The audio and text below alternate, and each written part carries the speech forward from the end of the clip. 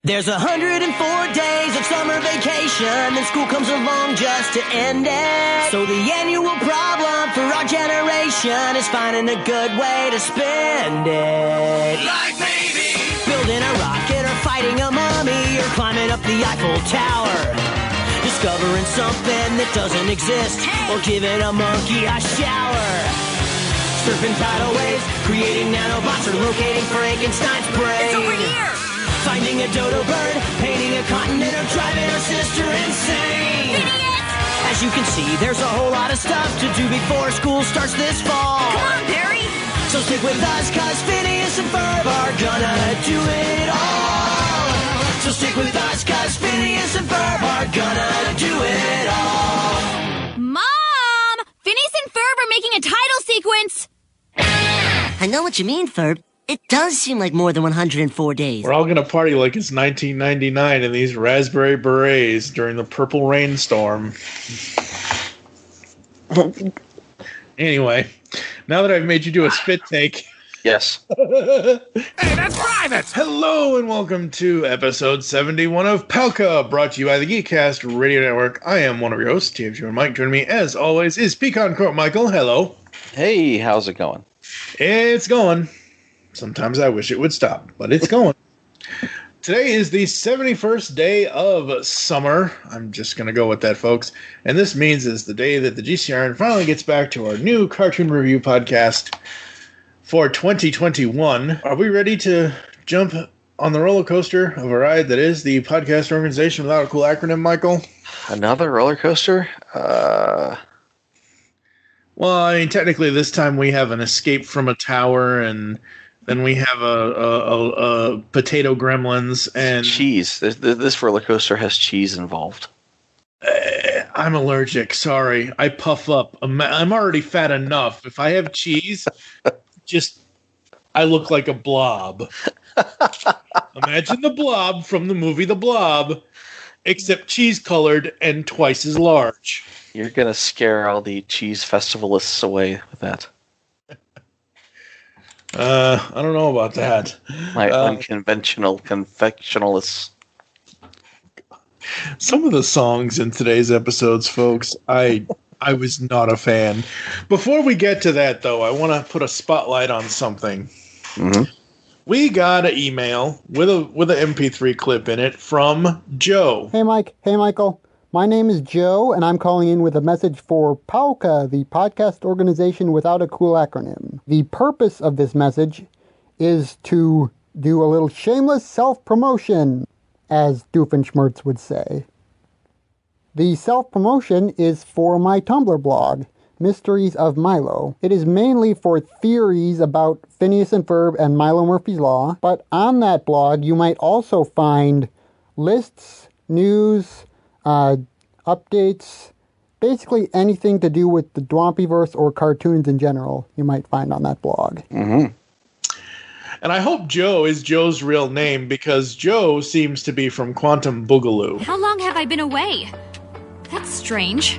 Joe's. Hi, Joe! Hello, Joe. Pardon me, Joe. You haven't seen my wife, Joe, or my friends, Joe and Joe? No. Thanks anyway, Joe. Why is everyone named Joe?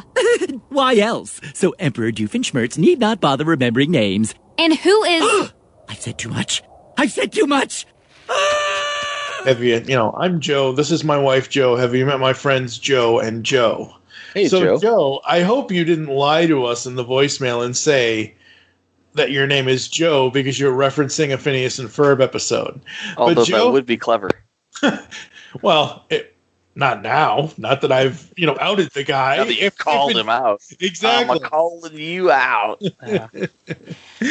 So Joe has this Tumblr blog, and I am not a fan of Tumblr. Not because of anything anybody does on the service, not because of whatever or anything like that. I'm just not a fan of Tumblr in general. I signed up for it at this point years ago. I don't even remember when. In order to even look at his page, I had to reset my Tumblr password because I haven't logged into Tumblr in at least 2 years or more. Like, the last time I remember doing anything with Tumblr was the end of 2015, beginning of 2016. So that's at least 6 years ago. Yeah, it's an older service. It's just not, like, for me in social media, Facebook and Twitter, and to a lesser extent Instagram, I post some stuff on there now too. But it's one of those things where I did not sign up for Instagram immediately. Like, literally, I just joined Instagram, I think, in 2019 or 2020. I don't even remember. Me too. But yeah, it was more recent. The entire time that I've been online, that I've been podcasting, my social media platforms of choice have been Facebook and Twitter. And Joe wants us to check out his MySpace. It's got a big blinking sign that says under construction. You know. Under construction, and it has Tom holding a sledgehammer. It's got music that plays unwarranted. Yeah. Like, what the hell? What? Yeah, MySpace is no cherry pie. 99 called. They want their blog back. No, 99 called. They want their balloons back. I love the balloons. So, anyway, we're getting down the rabbit hole. We got to talk about Joe and Joe's Tumblr, which was clever. I liked it. Absolutely, we looked at it and it was nice. Yes, it's very interesting. He does some interesting, fun stuff over there. So we will play Joe's little unsolicited self-promotion. Yeah. Maybe I'll email the guy back and say, hey, here's an ad for the podcast for Palka. You know, cross-promotion. Don't forget to link back, because then, honestly, anyone who's interested in a Miloverse Tumblr is definitely going to be interested in listening to this. I mean, well, I would. You don't want to miss out on all this. All the Ferb details. Wildly gesturing all this. Yeah. All these fat rolls I have that I've amassed over the years. Yeah. 40 years of fat right here, folks. I've named them. Joe, and Joe. You don't want to have to burden yourself with learning their names, so you just call them all Joe. Oh my gosh. All right, so yes, thank you, Joe. Back to the present. And we are on to today's episode of the podcast. Oh boy, we have 4 cartoons. Well, 2 cartoons, but 4 individual ones. Yes, 4 stories here. First up is Escape from Phineas Tower. Nice to see you boys down here at the shop. Wow, what's that thing? Oh, this is an escape chamber from an old vaudeville show. In the old days, men would go into these things and pretend to be locked inside, and then they'd escape to the amazement of the crowd. Here, let me show you. You see, all you need to do is just You need a little help, Dad? No, no, I know. I just need to. Oh, thank you. There we go. Thanks, son. Well, I've got bottle caps to polish. Dude, I know what we're gonna do today. Oh no, I'm late for my introduction to ice sculpture. I suppose there's no need to wake her.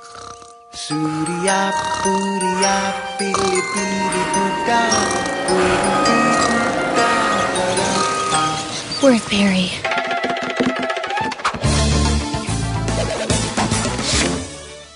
And the salad fork is the one on the outside. And you're certain of that? Agent B, as you may know, this is International Good Manners Day. Perhaps not ironically, Dr. Doofenshmirtz has chosen this very week to create a device that causes rampant rudeness. Go take care of it, if you please. I bet he calls it the Rudinator. What does that make you, Nostradamus? When Phineas and Ferb are inspired by an antique escape chamber that Dad acquires, they decide to build a computer-controlled tower that will trap them inside and allow them to explore the world of escapement. Is that really a world? Anyway, they have idea. Yeah, I know. There's escape rooms and escape whatevers, and it doesn't seem advisable. No. They have fun breaking out of all the traps until the tower becomes hit with one of Dr. Doofenshmirtz's inventions and goes beyond what it was programmed to do. Meanwhile, Dr. Doofenshmirtz invents a Rudinator to ruin Roger's meeting with a visiting dignitary from England, the most etiquette-y country ever. The most etiquette-y. Did they... it was weird. I honestly thought the Queen was coming. And my first thought was, how are they going to get the rights to portray the Queen on Phineas and Ferb? But it turns out it's like the mayor of London or something, question mark. Yeah, I have no idea. Yeah, it's weird. See, I don't understand who's visiting from England. I don't understand what the occasion is. At the beginning, they say it's International Good Manners Day. Yeah. And then later they say it's National Etiquette Week. That's what Roger calls it. And I'm just like, what? What? Yeah, this was not a favorite of mine. I don't know. I just wish the tower was a little different. Well, there you go. It's another day, another giant tower. Wait a minute. Wait, how did I miss that in the audio? Wow. What? Malcolm McDowell is the voice of the tower. I did not even recognize his voice. He doesn't do the typical Malcolm McDowell voice. It's not like Chancellor Valorum here. He's trying to do something weird with his voice, and it doesn't sound like him. Yeah, no. And if it had sounded like him, I would have been like, "Oh, hey, when's James Earl Jones going to show up?" And they have Sprint Wars. Sprint honors Steve's Facebook post on our new network. I have tickets to the show. Anybody wants them? Message me. I'll take them. I said to message me, not post it in the comments. I disregard your request. Come on, man. No, follow private message procedures. You went rogue, now look at us. Having it out in the comment section. Dude, you've turned into a monster. You made me this way. Well, what bothered me, though, is it seemed like they were going for like a HAL 9000 thing here, where you end up with the voice, it's like, I can't let you do that, Dave, Mm-hmm. But I honestly would have rather have heard GLaDOS from Portal. Mm. Are you familiar with Portal? No, I know you've talked about it over the years and things like that, and I've seen it, but I've never, no. Oh, yeah, the GLaDOS voice from Portal is awesome. I mean, it's just like evil robot incarnate here, except she's just so pleasant about it. She's like warming up the neural toxin emitters. Okay. But it was pretty close to, you dummies don't need air, do you? Like, yeah. That doesn't sound like Malcolm McDowell. Yeah, no, it does not. It's weird. I do like the tower's exchange with Buford. I'm not done with you yet, seals Phineas and Ferb in a dome. Wow, and I thought I had a bad attitude. When Buford realizes that somebody else besides him has a bad attitude, this episode has peaked. We've gone full Buford. I don't know any other way to go at this point with this episode. I really don't. Well, I mean, the whole episode is locked chambers, ice sculpture class, and a heavy nap. That's the best part. That's the best part. That's okay. It's the only reason why this might get a 2 out of me is because Candace was asleep for the whole fucking thing. It's like this isn't even right. She's not busting anybody. She's, honestly, the funny part, probably my favorite part of the whole episode, is the horrible things they're doing to Candace while she's asleep.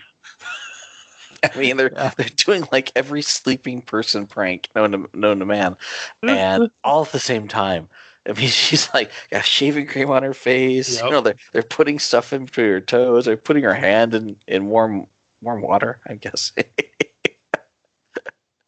It's just I should have taken time out to count the sleep pranks and name them all off, but I didn't but it was hilarious, and she sleeps through the whole episode. Yeah, she sleeps through the whole episode, which honestly, that might be the only reason I give it a really high mark. I didn't like the rest of it, but I love the fact that Candace is sleeping through the whole thing. She's asleep, and she gets the "Where's Perry" line. Yep. She while gets to she's work. asleep. Yeah, while she's asleep. Oh, what else was good? The aliens at the end. That was interesting. You know, I was going to mention that in the end. Okay. You know, it's funny. The Malcolm 9000 encases the entire universe. You know, which inadvertently saves the galaxy from invaders. And right. It's like Shyamalan goes twist. No. That's the twist ending. Well, I mean, like I wasn't expecting it, but I thought it was really funny that they did that. And of course, Major Monogram at one point calls Carl, "Who are you, not Nostradamus?" And I'm like, "No, he's a Nostradamus." I've been using Nostradamus for years. For years. In fact, whenever I hear that, I think of you. I wasn't going to write Nostradamus because I knew you were going to say it. Yes. I like it when they ask it, Isabella and Buford and Baljeet if they're coming with. Are you coming with? Baljeet's like, sure. No. He takes a step back. No, no. Isabella's like, yes. I mean, no. No. It sounds ill-advised. That's okay. You guys can stay out here and be the cheering section with Candace. Mas Phineas and Ferb. And Buford's like, that seems ill-advised. It seems ill-advised. That was my first thought. I don't think you should go in there. If we're not back in 15 minutes, we're dead. Oh, awesome. Well, all right. It's like, break the machine and get us out. It's like, it's a 15-story tall tower. How are we supposed to break the machine? That makes absolutely no sense. With this rubber mallet that Buford just pulls out of his ass. Sharpening the mallet, which made... I know. That was funny. It was a sight gag that made me giggle. Well, yeah, I know. But that was funny. Yeah, I never saw the Rudinator actually hit the tower. Nobody ever did. It's not okay. shown. I don't even think I saw it fire, but, Doof is like, waiting for his popcorn. He's thinking that Roger's already been hit with the Rudinator. I'm like, just based on the description, I'm assuming the tower got hit with the Rudinator. Yeah, the tower got hit. But here's what I remember from watching it and listening to the audio and whatever else. Because at this point, in this point of the recording of the episode of the podcast, behind the scenes here, folks, I watched these episodes that we're talking about tonight. I watched them at like 4 or 5 o'clock this morning. I watched them again to grab the audio because you can't, you just have to sit here and let Audacity record the audio. It's not like you can do anything else. I mean, I can get up and go do something else, but anyway. So what happened was Doofenshmirtz and Perry the cat, a puss. Yeah. They're at this demonstration with Roger and his friend, the mayor of England, or something or other, and Doofenshmirtz is waiting for them to, he's going to hit the button. He's going to hit the button. It looks like he hits the button. You don't actually see the Inator. You don't actually see any ray hit them. Yeah. At all. And then they go into their little skit thing. Yeah. We don't actually see the ray hit anything at all, even the tower, but it did hit the tower. You surmise, right? I mean, you just got this evil tower all of a sudden. And yeah, it wasn't evil before, so it must be evil now. It was fine, and then it's an evil tower. It's a death trap tower with saws. How else are you going to make an escape room exciting? I mean, you got to make it evil. Oh, sure, why not? It just seems weird that it's very weird. That never actually gets fired. It's he built the thing to cause an international incident. It should have been called an international incident-inator. Only the most etiquette-y country in the whole world. Hello. And when Roger is introducing her, I'm going to zap him with my Rudinator. That's what I'm calling it. I like that name better. That's something you got to take up with Doof. Any final thoughts on this one? The Breaking Out song. I mean, I dig the montage, but the song itself was a little too sha-na-na. Yeah. Yeah, I was not feeling it at all either. All right. What's your score? Oh, boy. This is hard, man. Not enough.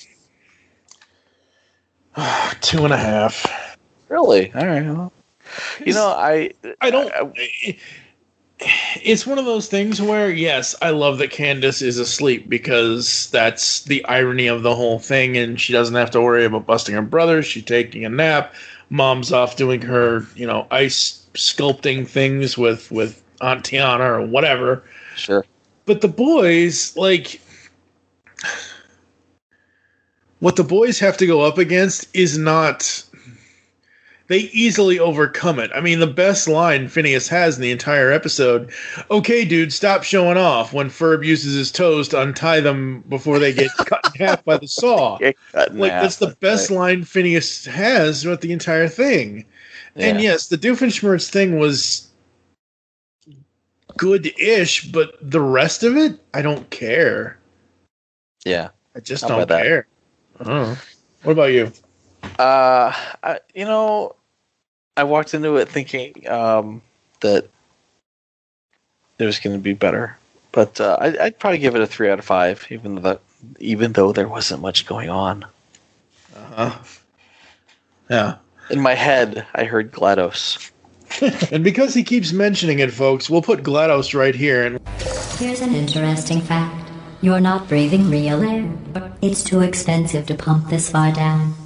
We just take carbon dioxide out of a room, freshen it up a little, and pump it back in.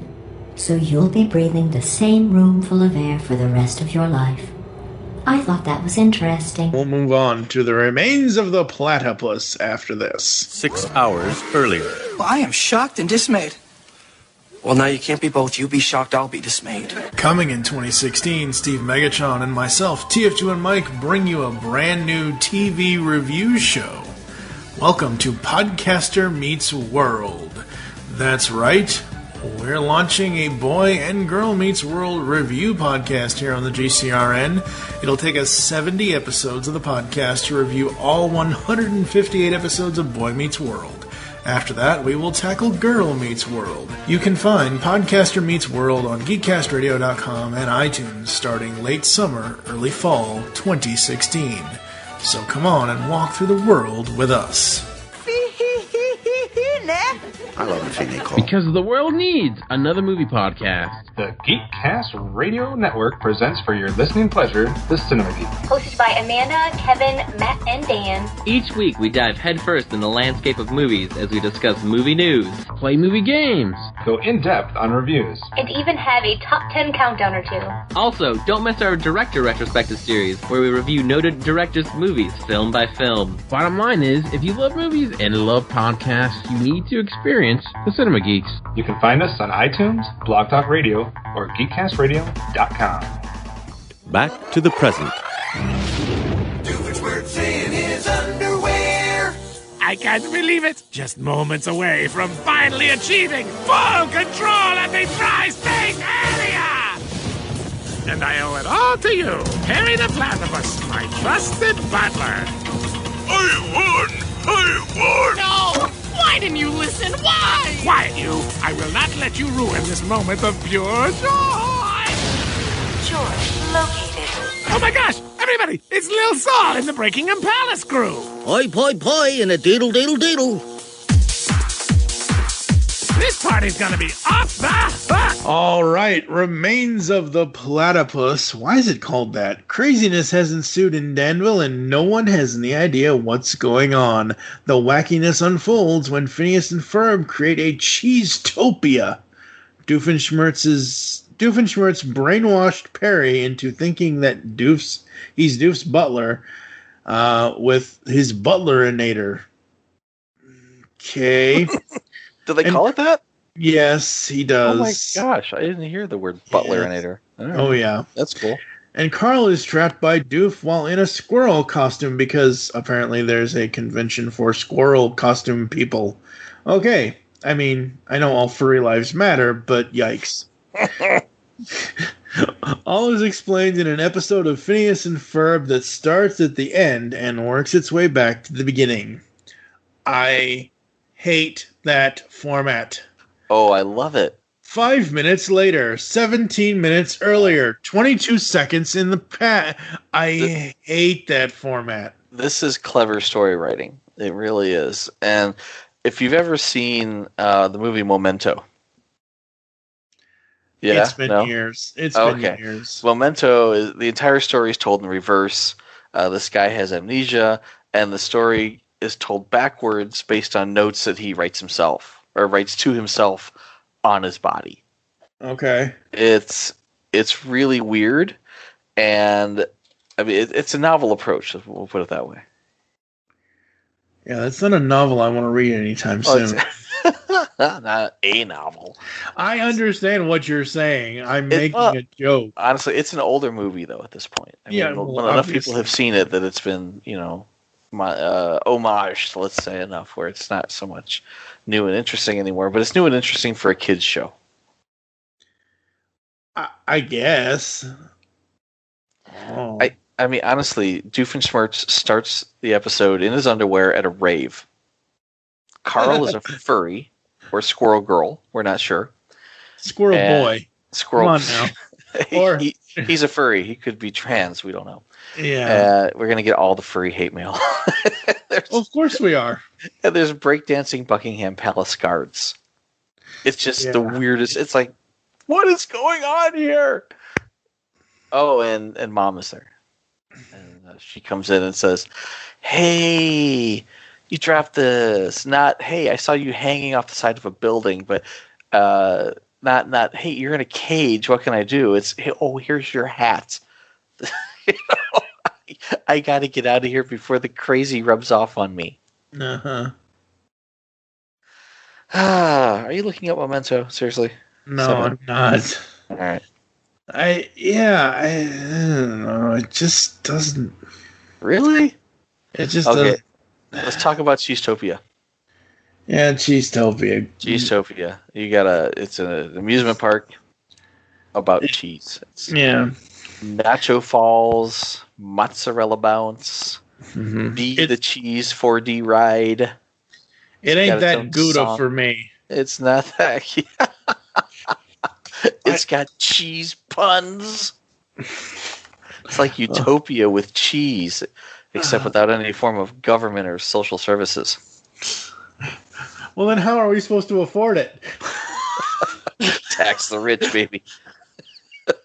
Okay. Bye-bye, Charlene. You don't get any more alimony, Doofenshmirtz.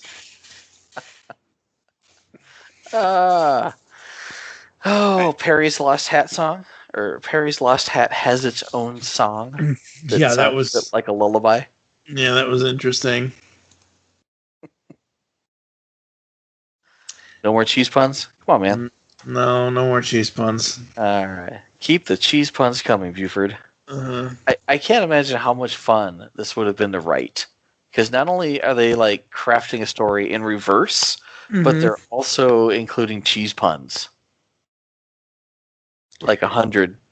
Like, he says there's 100. I don't think there was 100. I don't think there was 100. There was a lot. Am I provolone in this? Yes, you are. Yes, you are. You know what? I'm all about the dad jokes, and cheese puns are right up there with the pinnacle of dad jokes. Oh man, Star Wars references.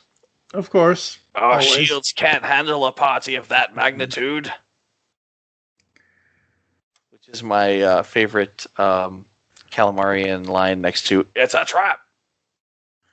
Oh, that's what it is. Yes, it's a trap. That's my first favorite. My second is about the magnitude. Anything with magnitude in it has to relate back to that line. So, we were asking earlier, why is it called Remains of the Platypus? Yes, tell me. According to the infinite wisdom of the awesome people at the Phineas and Ferb wiki. Remains of the Day. The title is a pun on the Academy Award nominated 1983 drama set in the 1950s England. Said film is told in a series of flashbacks to World War II. So that's where it Remains of the Platypus, Remains of the Day. I see. Again, I another died in this one, and there was like pieces of him. His remains. That would be a very, very bad Tumblr TikTok crossover. His remains. Anyway, no, I never saw that one. I remember hearing about it, but yeah, I never. Oh, not 1983. I'm sorry, 1993. Wow, I am blind and I can't read. That's fine. Yeah, 19. I remember. Either way. No, it probably doesn't. I mean, 10 years. What's 10 years amongst Academy nominated movies? But yeah. I remember the title of the movie, and I remember kind of seeing the trailer a long ass time ago, almost 20 years ago, 30 years ago. No, it's almost 2023 marks 30 years since. Oh god, I'm so old. Friends don't let friends know that 1980 was 40 years ago. Well, friends that love Transformers do. 40 years ago. It's not even 40 years yet because 84 is a few years away. But yeah, it's creeping up there, isn't it? Getting there. God, we're old. Dangerously close. Oh, man, I tell you. So old. Old enough to remember what most of these references mean. So, except for that one. Apparently so.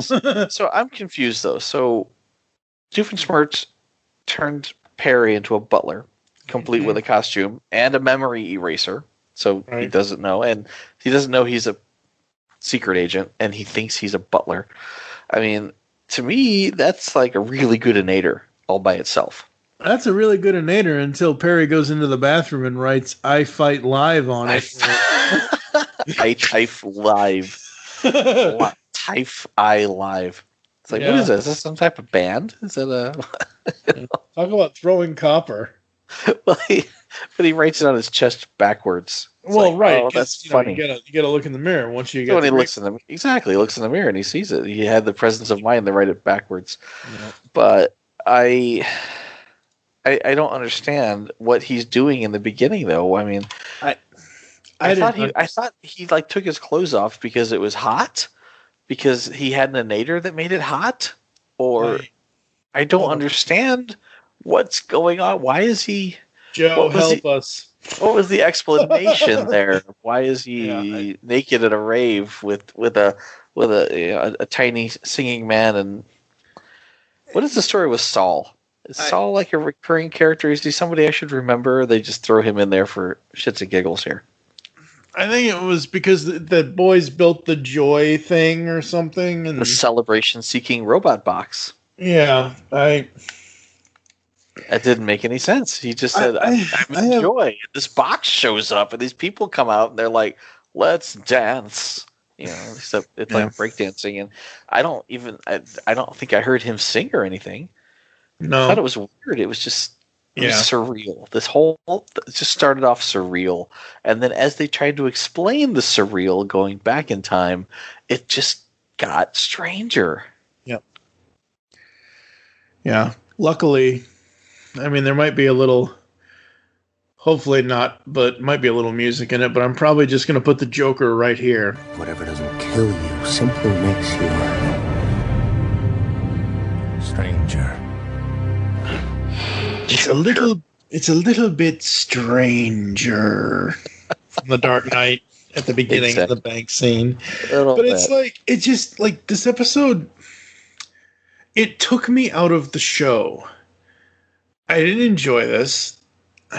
There's maybe one or two things that I like when he's like, I fight live or whatever it's supposed to, whatever it is backwards. My first thought was to the classic, alternative grunge band Live, from the 90s with Ed Kowalczyk and all that, and I Alone and Lacani's Juice and Lightning Crashes, and too bad I can't put any of those songs in this podcast. But anyway, it's one of those things where it's like, like you said, I don't get it. And I didn't get it. All right, fair enough. So here's hoping somebody listening to this, hopefully one of our diehard fans like Joe, will listen to this and email us and let us know what the Ferb we're missing with the remains of the Platypus. Here's a question. When you got to the end, did you go back to the beginning? No, I went to the next episode. Oh, no. I went back and I watched the beginning again because I'm like, all right, now I know where we've been. Now I have to go back and figure out where we were because it's like I had to put it back. I had to put it in my head chronologically to kind of get it. When my butler and Nather is finished with you, not only will you have a perfectly tailored uniform and wig, but you will actually think you are my butler. You won't even remember that you fight evil for a living. You won't even remember that you fight evil for a living. You won't even remember that you fight evil. Yeah, like I said earlier, I watched these episodes 3, maybe 4 times today, and I still don't fucking get it. I'm sorry. I just don't. I just don't fervent get it at all. And maybe it's me. Maybe it's because I'm not a fan of this storytelling trope or whatever. But it's just it like there's no explanation. Usually, like, okay, I know we're gonna be. I mean, I'm not gonna give it a 5, but the next episode we talk about is Ferb Latin. We're not starting that discussion yet, but at least there's they go in front of the news guy. Oh, can you tell everybody what's your new lay? At least they explain why the Atten lay is Ferbulous. I mean, it's explained. There's zero explanation for Remains of the Platypus. So no, and it just starts crazy and gets crazier. Even though they're trying to explain the crazy, it just gets crazier. To the point where you get to the end and you're like, I don't remember where we started because it was so crazy. Yeah. And I hate to say this, but this is the first time since 2007 that I never want to watch Phineas and Ferb again after watching this one episode. Wow. Really? I mean, I still enjoyed the rest of the ones we're going to talk about. I still enjoy all the ones we're still going to do to finish out this podcast. But after I watched this episode today, I'm like, I don't ever want to watch this cartoon again. That is surprising. See, I was going to give this one a 5 out of 5. Because backwards storytelling, the absurdities upon absurdities, just how strange it gets. And I found it really enjoyable. I'm pretty sure at some point in the last... Okay, what is this episode? This is day 71 of summer. In the last 70 days, or the last 70 years, or the last 4 years, or however the hell many long, whatever we've been doing this thing. Yeah. Called the podcast organization without a cool acronym. I'm sure we've questioned why Lawrence or why Linda doesn't see stuff or doesn't whatever. And I know she only opened the door a crack to give Carl the hat. But come on, you're right flipping there. Come on. Like, come on. How do you not see your ex one-night date from 1980 something? Like, how do you not remember that guy? Like, that's a good question. Like, really, seriously? And I swear to God, I still think Doofenshmirtz is Phineas's real father. Oh, wow. What are you really going to rate this one? Because I refuse to write down a 5. Oh, seriously. I like this one a lot. I was entertained beginning to end. In fact, I was so entertained that the next episode that we're going to cover, I was kind of riding that high and then crashed painfully. So, how about you? You're going to give it a 0? I am going to give it a 1.5. Oof. It harsh. I saw the thing 3 times. I need to never see it again. After 3 times, I still don't understand the damn thing. I think the best part about this was Carl. Even though he was trying to attend a squirrel convention, it was almost as if he was a second secret agent with Agent P, because Agent P was the James Bond butler of the night. But honestly, Carl is the best part of this episode, and that's the best I can give it as 1.5. Oof, that's sad, because I thought Carl was the worst part of this episode. Like, why is he here aside No, there's no reason for him to be here. I don't understand. Oh, sure, there's a reason for him to be there. To add to the absurdity. No, it is sure there's a reason for him to be there. Because he's the only one that can save Agent P and give him his hat because Major Monogram did a dumbass thing and ate some cheese, which he knows he's allergic to, and he blew up to this blob. Oh, the congenial cheese giant. Oh, that's funny. I forgot about that. Yeah. Absurdities again on top of absurdities. It just made me giggle. I think it would have been a lot of fun to write. It probably was. Okay. All right. Now, moving right on. Let's head on to Ferb Latin class.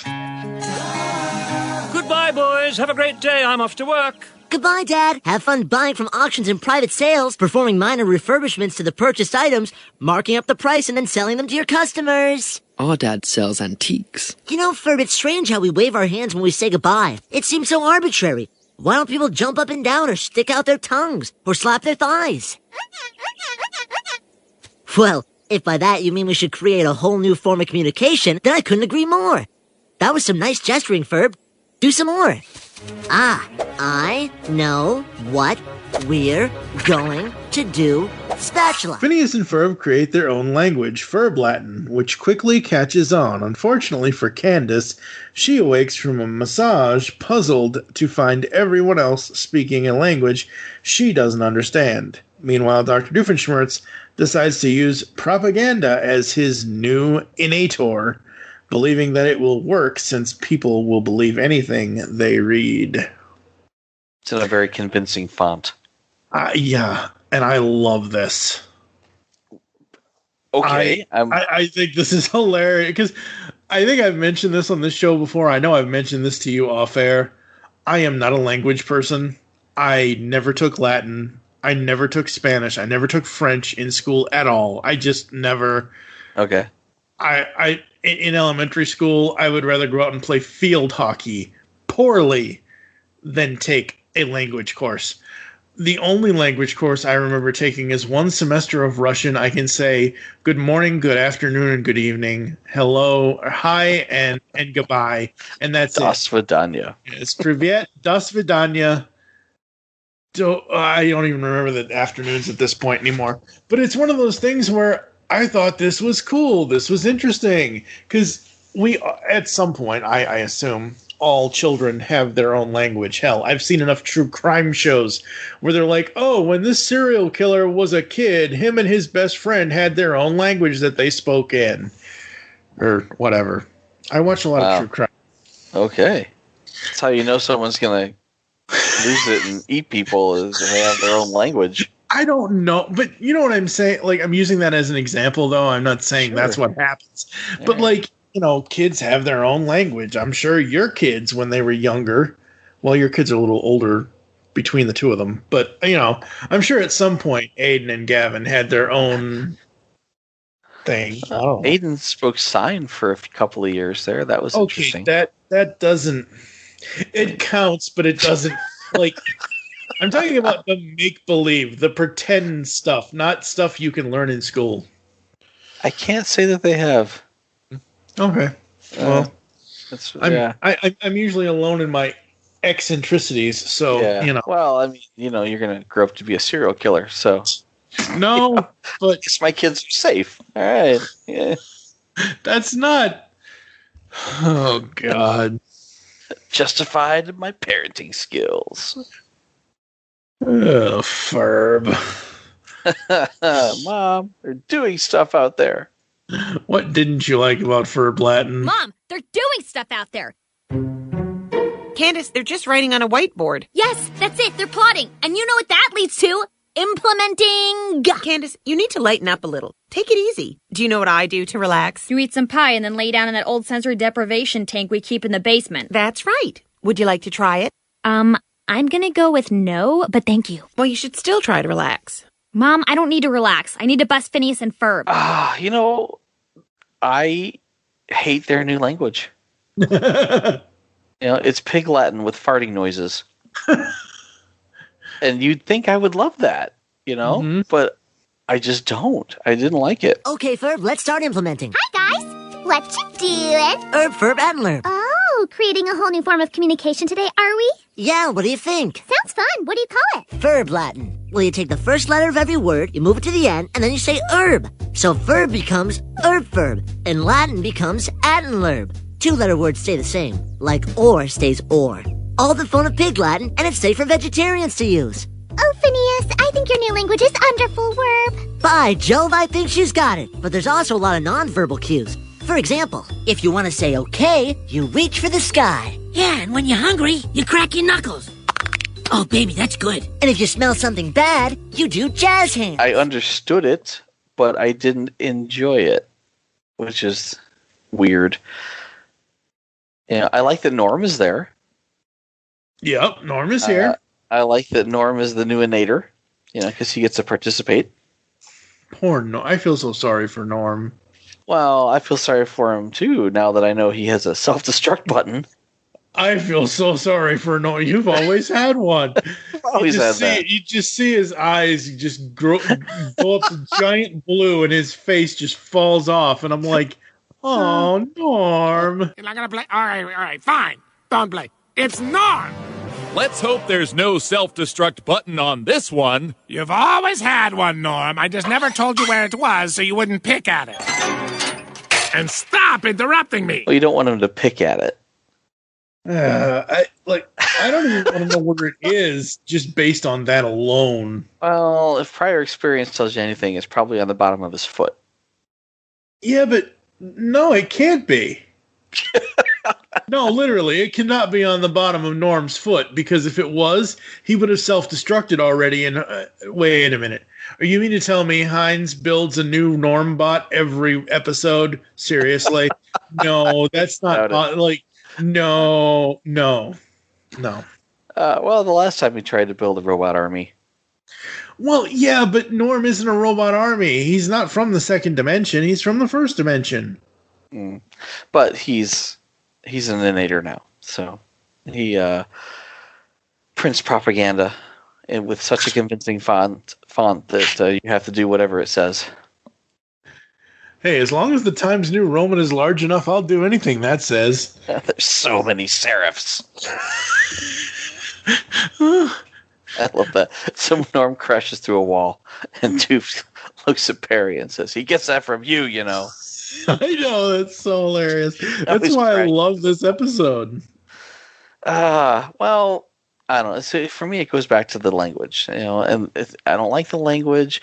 And then they start singing about the language that I don't like, and I don't understand the left shoe thing. If you get a cold, I don't understand. Have all these damn left shoes. Yeah, I don't understand some of the nonverbal cues, but the language itself. Oh, I understood that. It's Pig Latin. But it's the most ignorant foreign language ever. It's Pig Latin for vegans, is what it is. It's a foreign language for people who can't speak a foreign language, but still want the superiority of speaking a foreign language. I'm still going to give it a 4 out of 5, most likely. I mean, it's flipping Norm. No, I don't know. I wasn't pleased with it. The best part of this is when Candace comes out of her coma, and she's the only person left who doesn't speak the language. And she's running around and she's like, "What year is this?" She thinks she's been out for like 20 years, and society has left her behind, and the language has changed, and the signs have changed, and she's like a stranger in a strange land. Mm-hmm. That I thought was funny. That was a clever. And it was even funnier at the end when she goes to everybody and everybody's back to normal, and the dude's like, "Not after all the jazz hands." Who knew he? Why is that guy so upset about jazz hands? The jazz hands. The nonverbal cues that just don't make any sense at all. Yeah. I don't know. The multi-serifed font falling out of the sky that says "Talk normal." Sure, I'm going to do that now. News crews that just randomly grab people off the street and say, "Tell me about this thing." It's just, I didn't like it. Well, not much happens in Danville. I mean, you're not having murders on every Danville block. I mean, they got to be hunting. First thing happens to Roger every other episode. So I mean, there's that. True. Just not this episode. No, apparently not. I was going to give it 2 out of 5 for not being as good as the last episode. Not even Norm getting a haircut could save this one. I'm still giving it a 4 because Norm is the saving grace for me in this one. Yeah, and you're amused by Pig Latin, which I am not. It's Ferb Latin. Whatever. Whatever. I am a man. person though, so it's like Pig Latin just bothers me. I don't like it. I must have fallen asleep. Wow, and I relaxed. I wonder how long I was out. Excuse me, do you have the time? Etherb antitwerb.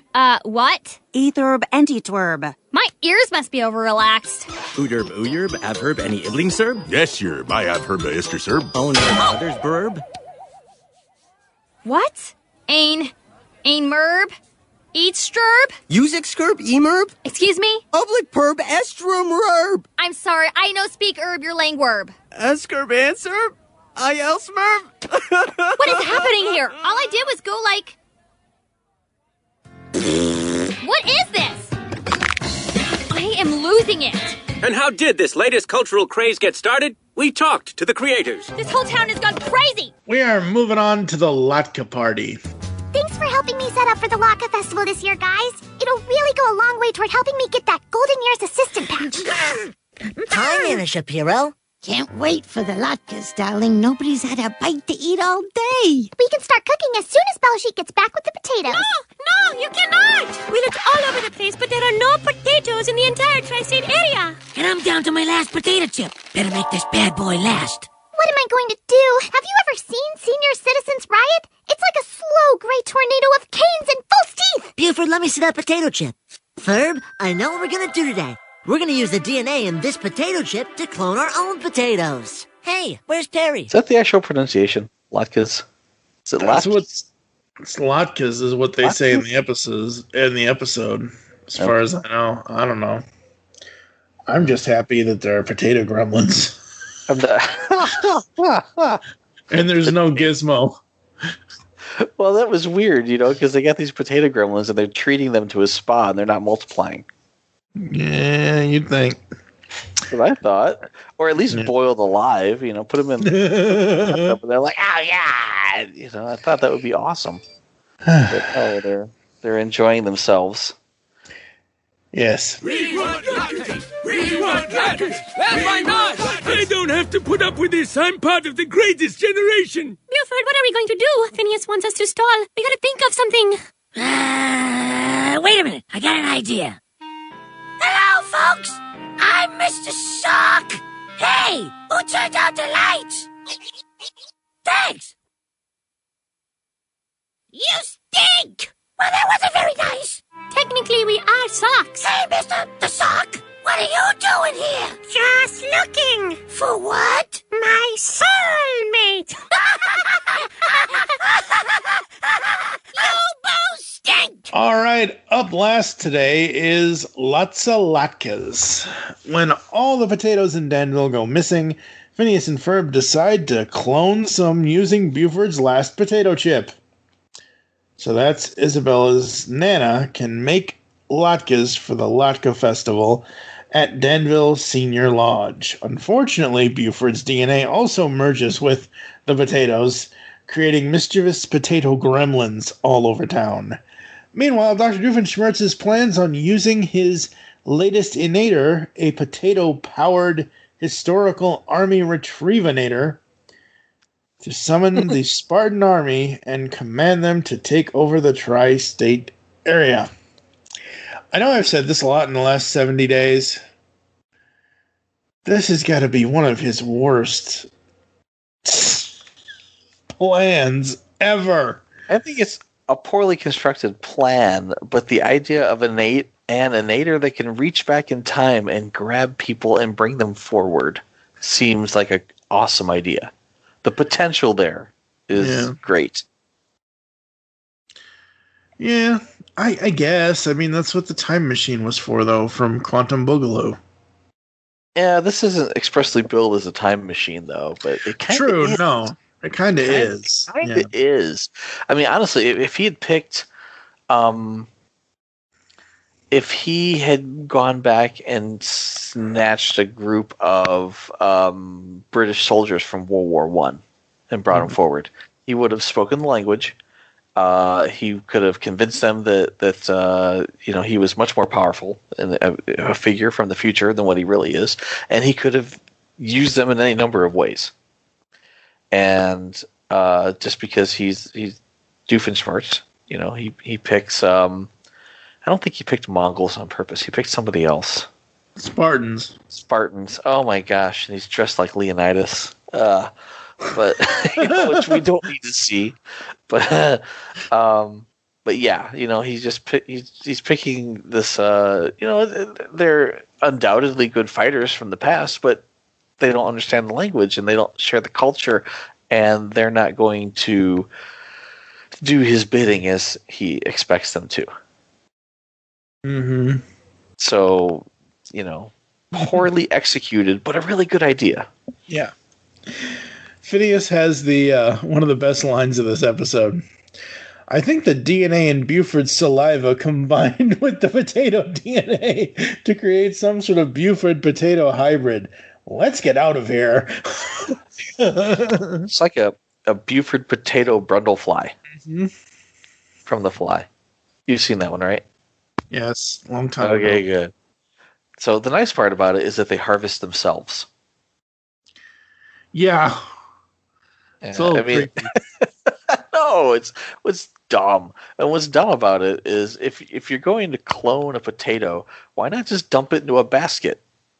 Why would you zap it into the ground? Worst case scenario, you have to then harvest it and then wash it and whatever else you do to potatoes before you eat them, when they come out of the ground. And if you just created a potato like the ones you see in the supermarket in a burlap sack, just zap them right in there. I think that would be the smart way to go about it. But instead, for dramatic effect, we get potato gremlins dragging themselves out of the soil.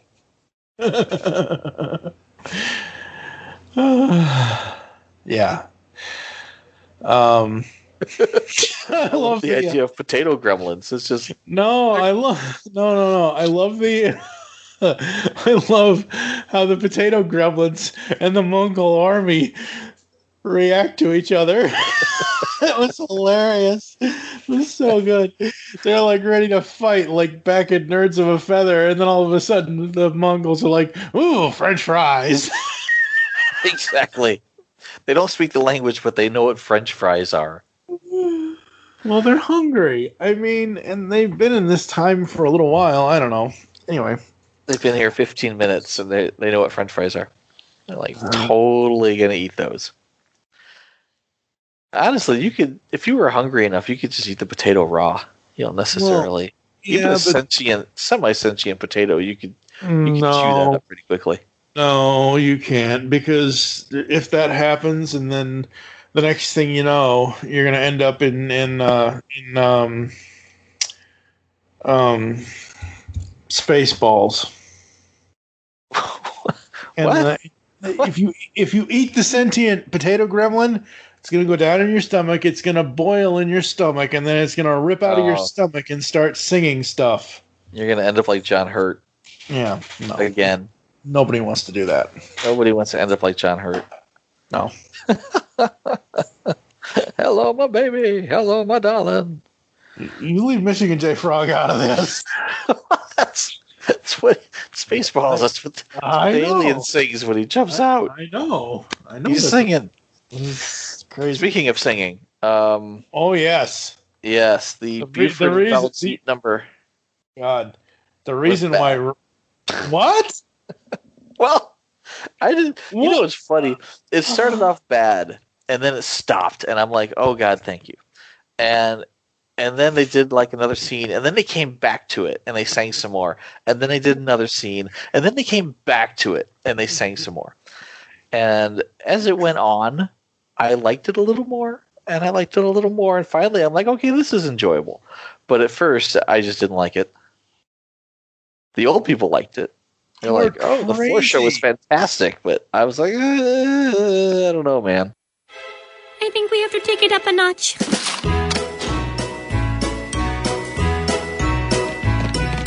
We look good in hats, long tails and spats. When we hit the town together, baby, we know where it's at. You're a pluralizing act? Work with me, brain boy. If I were dangling from a ledge, it'd surely save me with a wedgie. I'm smart, perhaps a bit refined, and I'm a bit more edgy. 'Cause we're frenemies, we like disliking one another. Yes, we're frenemies, he's like my least favorite brother. I like complex calculations, I like physical confrontations. We both have our roles, this is a symbiotic relationship. 'Cause we're frenemies, we like disliking one another. Yes, we're frenemies, he's like my least favorite brother. You and I, we're not enemies or friends, we're just frenemies to the end. They had me at sock puppets, man. Come on. Seriously, the only reason... suck. But what did she say? She didn't say you suck. She said you stink. You stink. But I instinctively heard it as you suck. But seriously, there are two things in this that make me give it the rating I'm going to give it. Okay. The potato gremlins and how they react to things and then whatever, and the song. Like, this is the first time that I've heard Buford and Baljeet do a song together. Right, yeah. That I've absolutely loved because it fully explains their relation. Kind of dynamic, yeah. Well, like, the only problem I had with the song was where they couldn't rhyme relationship. That was the only problem with the song, but they made it work. They recovered from it, and it was cool. This gets a 5. Yeah. I want to know what happened to the Maid of Goldinator. Don't we all? Harry probably pushed her off the side of the building without a thought, you know? Probably. Yeah, like gold. It was my entire month alimony. Hate you. You know, Doofenshmirtz really needs to invest in Bitcoin. Bitcoin. So my wife is like, should we invest in the Bitcoin? I'm like, I don't know. Isn't it like a 10-year ago thing? I don't think it's doing that well now. I'm not sure. Apparently it's had peaks and valleys. Something like that. The only okay, so now I'm creating more you've work for myself. This. No. I'm creating more work for myself. So now that I'm mentioning this and I'm bringing this up, it's more of a, oh my God, this happened now thing. So now I have to release episodes 68, 69, 70, all within the next 4 days, so I can release episode 71, this episode, because I just listened to the most recent Part-Time Nerds, Full-Time Dads with my buddy Mike Laidman and his buddy Chris Blonsky. And at one point they're talking about Bitcoin. And I even tweeted at them. I'm like, is Bitcoin still a thing? And they're like, oh yeah, it very much is still a thing. And I'm like, oh, okay. Sure. Whatever you say. I guess. I don't know. Are we going to mention the fact that Candace is suffering from depression and can't get herself off the chair? She's just like, no, I can't. Felt bad for her. I really, I'm like, she needs to get on the meds. I mean, it's nothing a nice bike ride won't solve, but, still. Yeah. Oh, then no, it wasn't this episode. It was the last episode I forgot to mention. What's that? The dual parenting deprivation tank.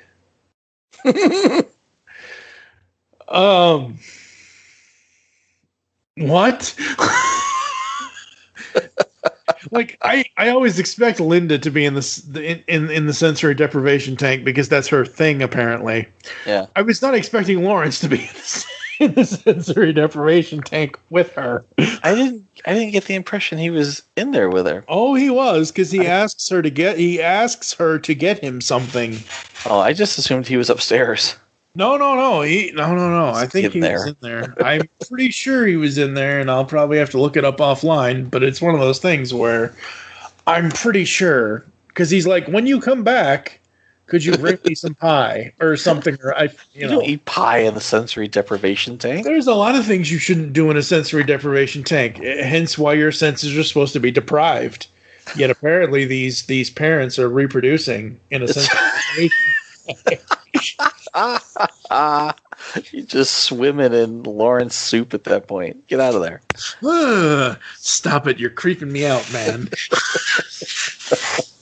That's terrible.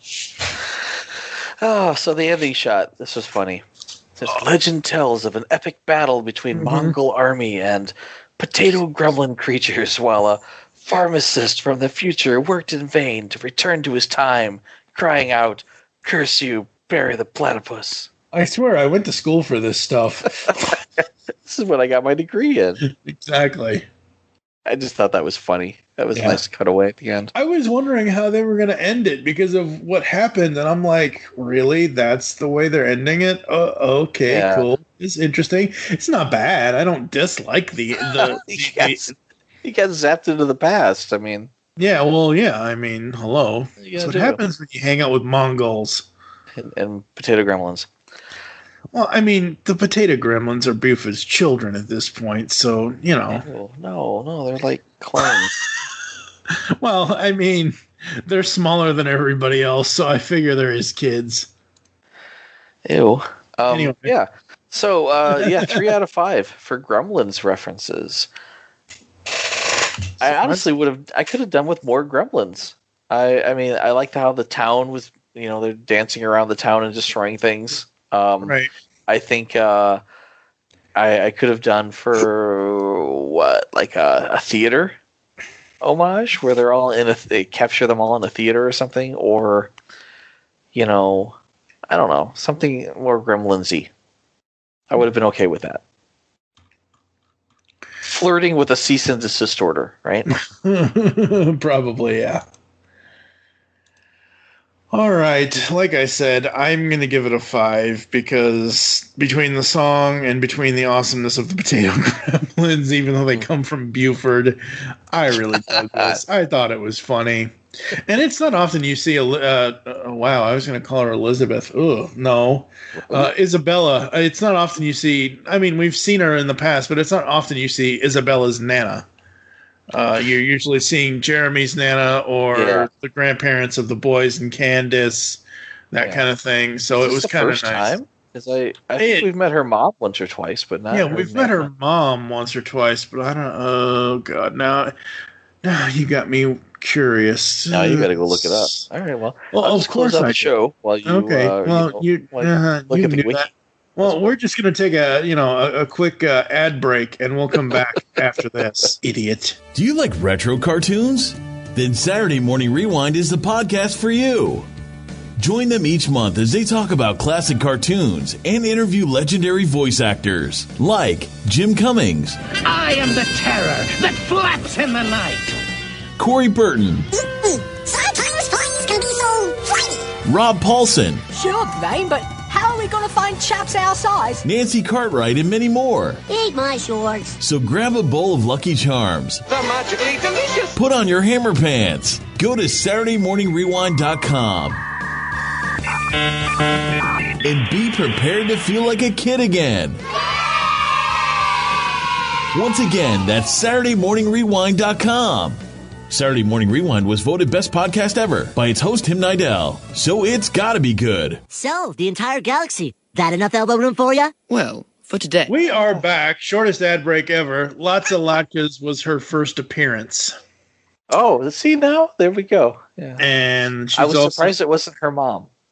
They could have gone with her mom and it would have been fine. Her mom's annoying at times. I like that they went with the Nana. Because it's the old folks' home. I mean, that's the whole point. of the episode. They're at the old folks. But her mom is Hispanic, though, isn't she? It's the dad who's Jewish. Yeah. All right, I stand corrected. Never mind. Yeah, see? Yeah. Look at you. On her dad's side. That's right. She's also in Phineas and Ferb Family Christmas, which is next week, not next week, but episode 72's cartoon. Ooh. She's also in Operation Crumb Cake, and obviously she's in the spectacular episode Act Your Age, which probably should have been the series finale, but whatever. Well, looking forward to it. Yes, absolutely. We are going to get the heck out of here because I think I've butchered this episode enough like I do all my other podcasts, because nobody wants to listen to me record a podcast or edit a podcast or Joe wants to hear you. Joe likes you got a good blog there, Joe. Next time, talk more about us, please. It's not all about you. Actually, it is. Thank you for joining us here on Falca. There are several ways to get in contact with us to leave feedback for the show. Visit the website, geekcastradio.com, where you can comment on this and all of our other episode posts. Please leave us comments on the website posts. Leave the show's feedback in iTunes. Please do this. Leave actual feedback and tell us how I suck. Michael is awesome. You suck. Yeah, I know. Follow us on Twitter at TFG1Mike is my Twitter. You can also follow at Geekcast Radio. What is your Twitter, sir? PecanCtMichael. Become a fan on Facebook. Go to facebook.com/Geekcast Radio Network. We hope you enjoyed this episode of Palca and wish you'll join us next time when we will be giving you our thoughts on the next episode of Phineas and Ferb, which is Phineas and Ferb's Family Christmas Special. And we might actually even do a rehash of Swinter. Because apparently, on all rewatches or all rebroadcasts of Phineas and Ferb Family Christmas Special, it is paired with Swinter. Okay. I like the Swinter song. Me too. Yeah. I kind of prefer Wummer. Clever. Sorry. For now, I am TFG1Mike with Michael Wilson. Thank you for listening. Until next time. Spatula. But wait, there's more. Challenge. Yeah. I'm like. Challenge. Challenge. It's very French. Yeah. It's very French. We shall twirl our mustaches now. Go away, or I shall taunt you a second time. I am a French taunteur. You are so Austin, Burb!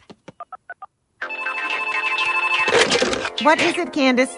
No, I don't know what Ferb Latin is. Give me 15 minutes. Dear, as long as you're getting up, could you get me some more pie? Oh, no, wait a minute. I gotta... I am a French tauntaun.